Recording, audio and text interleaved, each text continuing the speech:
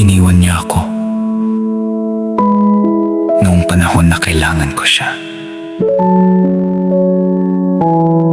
Akala ko siya na yung makakasama ko habang buhay. Pinili ko siya kahit maraming nagsabi na mali.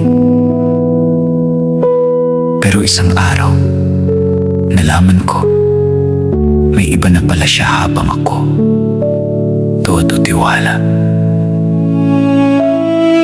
Mga kaibigan, hindi lahat ng minamahal mo ay para sa'yo. Minsan kailangan mong masaktan para matutong piliin ang sarili mo.